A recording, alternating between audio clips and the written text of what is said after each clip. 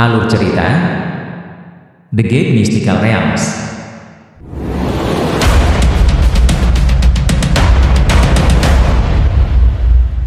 Chapter 101. Shimu dan Zhao Ping melihat seorang pemuda kurus dan tinggi berjalan dari arah toko. Dia memiliki wajah bopeng dengan beberapa bekas luka yang dalam. Dia menatap pisau hitam di tangan Shimu. Dia kemudian menjulurkan lidahnya dan menjilat bibirnya dengan cara yang dipenuhi dengan nafsu birahi. Shimu mengerutkan alisnya dan mendengus. Kemudian, dia mengembalikan pedangnya ke sarungnya. Mata pemuda kurus itu melotot dengan pandangan dingin dan menghina. Dia menembakkan pandangan jahat ke Shimu dan mengukurnya. "Saudara Zuo, Anda menghormati kami dengan kehadiran Anda." "Terima kasih kembali." Zhao Ping adalah orang yang masuk akal. Dia merasakan kecanggungan yang memenuhi udara. Karena itu, dia bergerak maju dan menyapa pemuda itu dengan senyum. Namun, pemuda kurus itu tidak memperhatikannya. Sebagai gantinya, dia mulai menatap pada pedang hitam yang baru saja Shimu kembali ke sarungnya. Ekspresi serakah melintas di matanya. "Kakak Zuo, apa yang membawamu ke halaman belakang ini? Silakan masuk ke lobi untuk memberi saya secangkir teh. Anda telah tiba di waktu yang tepat. Saya kebetulan mendapatkan beberapa kotak teh berkualitas tinggi dari Wu Feng baru-baru ini. Dan, saya ingin saudara Zuo mencicipinya sehingga saya bisa mendapatkan umpan baliknya." Zhao Ping merasakan sedikit sesak di hatinya. Dia akrab dengan temperamen pemuda kurus ini. Jadi, dia terlihat sopan dan berbicara dengan sopan. Kompetisi tahunan sudah dekat. "Jadi, saya datang ke toko Anda untuk membeli senjata baru. Seseorang dari toko Anda mengatakan kepada saya bahwa Anda di sini. Jadi saya datang ke sini. Apa yang salah? Apakah Anda akan mengusir saya dari sini?" Pemuda itu menjawab dengan suara rendah. Suaranya serak dan penuh dengan kesombongan. "Tentu saja tidak. Saya senang menerima tamu terhormat di toko kecil saya." Zhao Ping menjawab dengan senyum minta maaf. "Aku melihat-lihat di toko, tapi tidak ada yang menyenangkan mataku. Tapi, aku sangat suka pisau hitam ini. Apakah saudara Zhao berhasil baru-baru ini?" Pemuda itu menyela Zhao Ping sebelum dia bisa menyelesaikan kalimatnya. Kemudian, dia mengarahkan jarinya ke pisau hitam di tangan Shimu dan berkata. Shimu menyipitkan matanya saat mendengar kata-kata ini. Pemuda kurus tampak seperti murid tua. Namun, sulit untuk menebak nilainya karena dia tidak mengenakan seragam Black Demon Sect. "Saudara Zuo, Anda salah menafsirkan. Bila ini milik saudara Si. Toko saya tidak ada hubungannya dengan itu." Kulit Zhao Ping berubah. Dia buru-buru menjelaskan. Pemuda itu mengerutkan alisnya ketika dia mendengar jawabannya. "Brother Zhao, terima kasih banyak atas bantuan Anda. 2 batu rohmu habis terbakar karena pekerjaanku. Jadi, saya akan segera memberikan Anda imbalan untuk layanan dan batu roh. Aku akan pergi sekarang." Shimu mengalihkan pandangannya dari pemuda kurus. Dia kemudian menyampaikan salamnya kepada Zhao Ping dan berjalan menuju gerbang. "Tahan." Zhao Ping tetap diam. Namun, tinggi badan pemuda kurus itu melintas dan memblokir jalan Shimu di pintu masuk lapangan latihan. "Ada apa, kakak senior?" Shimu bertanya dengan suara tenggelam. Wajahnya tanpa ekspresi. "Aku masih belum bertanya. Siapa namamu kakak?" Pemuda itu bertanya sambil tertawa. Tawanya terdengar serak dan tidak menyenangkan. "Shimu," jawab Shimu dengan nada dingin. "Saudara Si terlihat cukup muda. Saya berasumsi Anda adalah murid utama yang baru." Warna kulit pemuda berubah. Dia merasa bahwa dia telah mendengar nama ini di suatu tempat. Tapi, dia tidak bisa mengingat detailnya. "Jadi, apa maksudmu?" Shimu tahu bahwa pria ini memiliki jantung di pedangnya. Karena itu, ia mulai kehilangan kesabaran dan perilaku. "Kamu memiliki pedang yang bagus. Anda baru saja melewati ambang pintu, jadi Anda tidak mengetahui kebiasaan sekte ini. Jangan salahkan saya karena tidak memberitahu Anda sebelumnya. Jika murid-murid lama lainnya mengetahui bahwa Anda memiliki senjata yang bagus, saya khawatir itu bisa membangkitkan mereka. Anda pasti akan mendapat masalah. Mereka mungkin merampas properti Anda. Dalam skenario terburuk, Anda bahkan dapat membahayakan hidup Anda." Pemuda itu menggelengkan kepalanya dan berkata, Makna mendalam sepertinya tersembunyi di balik kata-katanya. Aku punya sesuatu yang penting untuk diurus. Jadi, jika kakak senior memiliki sesuatu untuk dikatakan, maka tolong katakan segera. Saya tidak bisa tinggal di sini untuk waktu yang lama. Shimu memotongnya dan berkata dengan suara dingin. Kalau begitu, izinkan aku memberitahumu yang sebenarnya. Bila Anda ini telah memicu minat saya.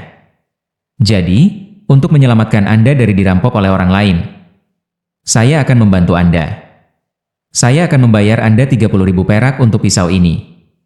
Lalu, kamu bisa dengan senang hati meninggalkan pisau ini untukku, bukan? Pemuda itu meletakkan tawarannya dengan senyum tipis, seolah-olah mereka yang akan mendengar kata-katanya tidak akan pernah menolak tawaran ini. Wajah Zhao Ping berubah saat dia mendengar kata-kata ini. Nilai dari pisau hitam ini sangat tinggi. Selain itu telah ditingkatkan menjadi senjata ajaib. Jadi, harganya telah melambung tinggi ke langit. Tapi, pemuda itu hanya menawarkan 30.000 perak. Ini jelas mengungkapkan niat sebenarnya. Dia ingin menggertak Shimu dan mengambil pedangnya dengan paksa. Pemuda itu tampaknya bukan orang biasa. Zhao Ping adalah anggota dari Flaming Beast Group, tetapi dia masih tidak ingin menyinggung perasaannya. Karena itu, dia tidak mengucapkan sepatah kata pun bahkan setelah dia mendengar tawaran konyol ini. Yang Mulia telah membuat rencana yang bagus. Niat Anda untuk membeli pisau saya cukup murah hati. Tapi, saya khawatir saya harus menolak tawaran ini. Saya tidak punya niat untuk menjualnya. Adapun masalah lainnya, Yang Mulia tidak perlu khawatir tentang saya. Shimu mencibir dalam hatinya saat dia menolak tawaran itu. Nak, jangan tunjukkan sikapmu padaku. Apakah kamu tahu siapa aku? Beraninya kau berbicara seperti ini padaku? Ekspresi wajah pemuda itu menjadi dingin. Dia membentak Shimu dengan cara yang sengit. Aku anak yang tidak tahu apa-apa dan tidak berpengalaman. Saya juga tidak akrab dengan kakak senior, jawab Shimu dengan suara dingin. Kau mencari mati. Pemuda itu tidak bisa mentolerir sikap Shimu lagi. Dia berteriak keras saat tubuhnya melintas ke depan. Kemudian, dia muncul di depan Shimu seperti hantu. Lengannya bergerak sangat cepat. Salah satu tinjunya bergegas maju dengan suara gemuruh. Itu memukul Shimu di sisi kanan wajahnya. Kemudian, tangannya yang lain meraih pisau di tangan Shimu. Shimu merasakan embusan angin yang kuat menusuk wajahnya, seperti sabit yang tajam bahkan sebelum kepalan tangan bisa meraihnya. Kecepatan yang luar biasa. Shimu menjaga pengawalnya melawannya. Tapi, kecepatan pemuda itu jauh melebihi harapannya. Tinjunya telah mengenai wajah Shimu dalam sedetik. Tiba-tiba, kaki Shimu bangkit dari tanah. Dia kemudian mundur selangkah. Lalu, dia berteriak pelan dan membombardir tinjunya ke depan. Dia memukul tinjunya pada tinju pemuda kurus yang mendekat. Bersamaan dengan itu, tangannya yang lain terlintas dan menarik bilah dari sarungnya. Dia kemudian menusuk pisau di telapak tangan pemuda yang mendekat untuk mengambil senjatanya. Dua suara teredam terdengar. Keduanya bentrok dan mundur satu langkah. Kamu tampaknya memiliki beberapa keterampilan, karena kamu cukup mampu untuk menahan kepalan tanganku. Tidak heran Anda bertindak begitu arogan. Saya telah memberi Anda tawaran yang bagus, tetapi Anda memilih untuk melakukannya dengan cara yang sulit. Anda membuat saya marah. Sekarang, kemarahan saya tidak akan hilang bahkan jika Anda meninggalkan pedang Anda. Saya pikir saya harus memotong salah satu lengan Anda ke bawah. Pemuda itu mengerutkan alisnya saat ia mengancam dengan suara keras. Sementara itu, sebidang merah muncul di salah satu telapak tangannya. Tampaknya dia terluka ketika Shimu menusuk telapak tangannya. Dia sedikit kesakitan, tetapi lukanya tidak terlalu parah. Dia mengusap telapak tangannya di pinggangnya untuk menghapus darah. Tiba-tiba, cahaya dingin melintas ketika pedang perak panjang muncul di tangannya. Pedang ini jauh lebih tipis dari pedang biasa. Itu selebar jari. Itu memancarkan aura dingin yang tebal yang menutupi permukaannya dan mengisi udara dengan perasaan sedingin es. Beberapa karakter pesona biru tercetak di tepi pisau perak. Itu memancarkan cahaya biru pucat. Ini juga sepertinya merupakan senjata ajaib. Wajah Shimu berubah. Dia mengerti bahwa pedang tipis ini tentu saja merupakan senjata ajaib. Jadi, kekuatannya tidak bisa diremehkan. Bilah hitam itu lolos dari sarungnya dengan suara desir. Kemudian, didorong ke depan. Jika Anda berdua memiliki sesuatu untuk dibicarakan, maka mengapa Anda saling menyakiti? Zhao Ping menyadari bahwa mereka berdua bersiap-siap untuk pertarungan nyata. Karena itu, dia melangkah maju untuk menghentikan mereka. Tiba-tiba, tangisan yang menusuk telinga bergema dan memotong kata-kata Zhao Ping. Suara ini mirip dengan tangisan bayi.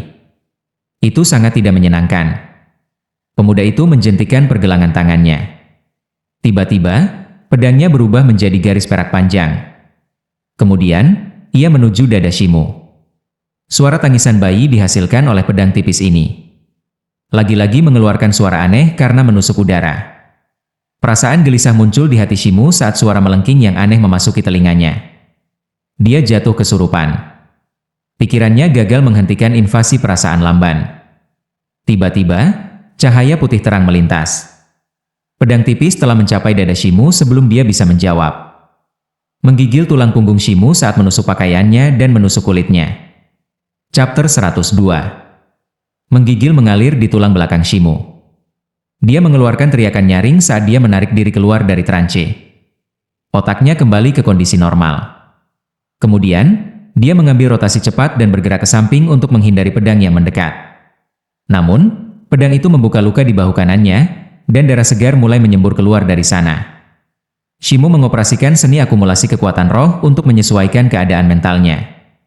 Kemudian, dia mengangkat tangannya. Tiba-tiba, pedangnya berubah menjadi bayangan pedang hitam. Bayangan pisau kemudian bergegas menuju pemuda kurus itu. Pemuda itu mendengus ketika aura mengerikan keluar dari tubuhnya. Pedang perak di tangannya berubah menjadi bayangan pedang perak berkabut. Itu mengeluarkan suara peluit menusuk yang berembus di udara seperti tangisan bayi. Bilahnya sepertinya siap menghadapi serangan yang mendekat. Serangkaian bunyi, dentang logam, bergema saat kedua senjata bertabrakan dengan sengit. Namun, bayang-bayang pedang dan bilah segera menghilang. Tubuh Shimu terhuyung, dia mundur beberapa langkah. Dia kemudian dengan cepat memantapkan dirinya dan berdiri teguh. Matanya mengungkapkan keheranan dan kekhawatiran pada saat yang sama. Dia berpikir bahwa pedang perak pemuda kurus itu akan pecah setelah menabrak pisau hitamnya. Dia tidak pernah membayangkan bahwa pedangnya akan mengenai jenis mata air yang ulet. Pedang tipis telah melarutkan momentum pedangnya. Pemuda kurus juga mundur beberapa langkah karena kekuatan tabrakan yang kuat. Ekspresi wajahnya tetap tidak berubah. Namun, dia merasakan perasaan kaget di hatinya. Kekuatan luar biasa dari pedang hitam itu hampir membalikkan perutnya. Dia ingin muntah. Selain itu, dia merasakan kesakitan yang parah di telapak tangannya yang dia pegang pedang. Jejak darah merembes keluar dari telapak tangannya di antara ibu jari dan jari telunjuk. Ini mengejutkan baginya karena dia selalu berhasil dalam pertarungannya dengan lawan lainnya. Seni pedang hantu-hantunya dapat dengan mudah memengaruhi kondisi mental siapapun. Namun, itu gagal menaklukkan kondisi mental Shimu.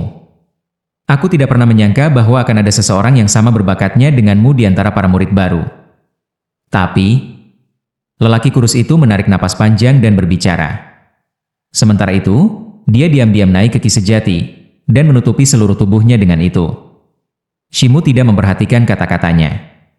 Sebaliknya, dia menuki ke arahnya. Suara keras terdengar.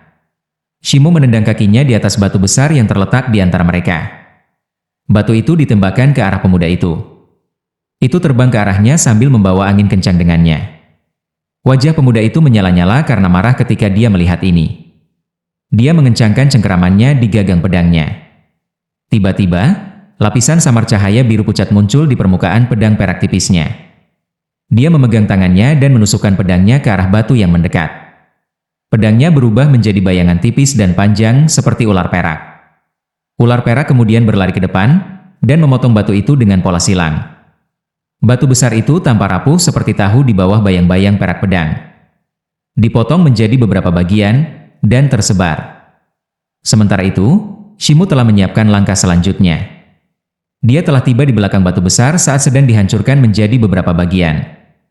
Shimu mengeluarkan teriakan keras dan melambaikan pedang hitamnya di udara seperti petir. Tiba-tiba, seberkas cahaya dingin membentang luas muncul dan berubah menjadi 13 bayangan pedang hitam. Kemudian, bayang-bayang jatuh pada pemuda itu. Bayang-bayang pedang yang mempesona memblokir setiap rute pelarian dari pemuda kurus itu. Kau sudah merayu kematian. Pemuda kurus itu disambar petir. Dia menyadari bahwa sudah terlambat untuk minggir dan menghindari serangan. Tiba-tiba, karakter pesona biru pada pedang tipisnya berkilau dan mulai memancarkan sinar cahaya biru. Pedang tipis itu berkibar di udara saat itu berubah menjadi lapisan tipis layar pedang biru. Lapisan ini melindungi seluruh tubuhnya. Tiba-tiba, pemuda kurus menginjak tanah dan mundur beberapa langkah. Kilau ekspresi terkejut melintas di mata Shimu. 13 bayangan dihilangkan oleh layar biru dengan suara nyaring. Namun, layar biru juga dialihkan dan dibubarkan. Sebuah cahaya yang cerdas melintas di mata Shimu. Dia berteriak keras saat dia memasukkan kekuatan sihir dari dalam tubuhnya ke dalam pisau hitam. Mantra-mantra pada bilah mulai memancarkan cahaya merah menyilaukan. Tiba-tiba, nyala api muncul di permukaan bilahnya. Sebuah cahaya merah tebal melaju keluar saat 13 bilah pisau tersebar. Itu dengan paksa menggedor layar cahaya biru dari pedang tipis seperti petir. Terdengar suara ledakan. Sekelompok api meledak di pedang perak tipis seperti letusan gunung berapi. Gelombang panas yang dihasilkan oleh ledakan ini mengguncang pedang. Pemuda kurus tidak terpengaruh oleh ini. Dia dikirim terbang. Akhirnya, dia jatuh ke tanah beberapa meter jauhnya. Shimu melihat lawannya berlutut di tanah saat asap dan debu menyebar. Seluruh tubuhnya terbakar hitam. Namun, dia masih memegang pedang dengan tangannya yang terluka. Darah segar mengalir keluar dari lukanya. Tiba-tiba, retakan muncul pada pedang tipis pemuda itu dengan suara kaca. Kemudian, pedangnya hancur menjadi beberapa bagian. Namun, gagang tetap utuh di tangannya. Wajah lelaki kurus itu menjadi pucat pasi. Ki dan darahnya menyerang otaknya, dan dia memuntahkan seteguk darah. "Kamu, beraninya kamu menghancurkan senjata ajaibku?" Pemuda itu berteriak pada Shimu dengan kemarahan dan kebencian. Kulit Shimu juga tampak pucat. Dia mendengus dingin. Bilah hitam itu masih memancarkan nyala api merah di tangannya. Gelombang panasnya berkembang biak di udara. Dia mendengar kata-kata pemuda itu dan menjawab, "Yang mulia, saya akan dengan senang hati menemani Anda sampai akhir jika Anda ingin melanjutkan." Suara gemuruh yang disebabkan selama pertarungan mereka telah menarik perhatian banyak orang. Sekelompok murid berseragam hitam telah berkerumun di luar lapangan latihan. Mereka diam-diam menonton adegan itu. Sebuah sinar suram dan dingin berkedip di mata pemuda kurus saat dia melihat sekeliling. Dia mengertakkan giginya dan berkata, "Ya, aku akan mengingatmu. Kami akan berhenti di sini hari ini. Anda telah menghancurkan pedangku. Anda pasti akan menyesali ini." Dia melemparkan gagang pedang ke samping. Kemudian, dia berbalik dan berjalan pergi. Murid-murid di sekitarnya memberi jalan baginya ketika mereka melihatnya berjalan. Kemudian, bayangan pemuda kurus menghilang ke kejauhan. Shimu mengambil pedangnya dan meletakkannya di depan tubuhnya. Kemudian, dia dengan hati-hati mengukurnya beberapa kali. Dia mengembalikan pisau ke sarungnya begitu dia puas bahwa itu tidak rusak. "Saudara Si, apakah Anda baik-baik saja?" Suara malu Zhao Ping bergema. "Saya baik-baik saja." "Siapa orang itu?" "Kamu sepertinya akrab dengannya?" Shimu bertanya dengan nada santai. "Orang itu disebut Zuo Yan. Dia adalah murid utama yang tua. Dia sering mendapat peringkat teratas di antara 100 murid utama yang tua. Dia cukup kuat. Tapi, dia selalu menjadi orang yang tidak sosial. Dia belum bergabung dengan grup manapun sejauh ini. Dia adalah orang yang berpikiran sempit dan dikenal sangat pendendam. Jadi, ada banyak kelompok yang tidak berani memprovokasi dia dengan cara apapun. Saudara Si, Anda harus sangat berhati-hati. Anda telah merampas senjata ajaibnya." Zhao Ping menghela nafas lega ketika menyadari bahwa Shimu tidak menaruh dendam padanya. Dia mendekatinya dan berkata dengan suara rendah. Visi Shimu bergerak saat dia mengangguk. Dia tahu bahwa Zuo Yan adalah musuh terkuat yang pernah dia temui. Pertarungan sengit akan diperpanjang jika dia tidak menghancurkan senjatanya dengan pisau hitamnya. Kalau begitu, salah satu dari mereka bisa saja menang. Ada berbagai macam seni Hou-Tian yang sangat indah di Black Demon Sect. Oleh karena itu, semakin banyak prajurit Hou-Tian muncul dan menunjukkan keterampilan bela diri mereka yang menakjubkan. Selain itu, senjata sihir meningkatkan kekuatan seseorang. Jadi, Shimu tidak bisa membandingkan tempat kecil seperti kota Feng dengan kekuatan sekte besar ini. Shimu menyadari bahwa Zuo Yan benar. Karena itu, dia memutuskan bahwa dia tidak akan menggunakan pisau hitamnya setiap saat. Kalau tidak, itu akan menarik perhatian para murid lama, dan mereka akan mengancamnya. Tiba-tiba, Shimu dikejutkan oleh sebuah ide. Saudaraku Zhao, aku ingin kamu memalsukan sesuatu untukku di toko kamu. Shimu mendekati Zhao Ping dan berbisik di telinganya. Zhao Ping tercengang. Dia merasa bingung oleh permintaan mendadak itu. Bahan yang dibutuhkan untuk membuat hal-hal itu harus benar-benar sesuai dengan permintaanku. Itu mungkin menyusahkan, tapi itu tidak akan menjadi masalah bagi Brother Zhao. Bisakah kamu membuat 16 keping pertama kali? Shimu mundur selangkah dan berkata, "Ya, tidak masalah. Saya akan melakukan segalanya sesuai dengan permintaan saudara Si." Zhao Ping merenung sejenak. Kemudian, dia mengangguk dan menjawab. Shimu tersenyum ketika dia mendengar jawabannya. Kemudian, dia mengucapkan selamat tinggal dan meninggalkan tempat itu. Lanjut di video chapter berikutnya. Terima kasih.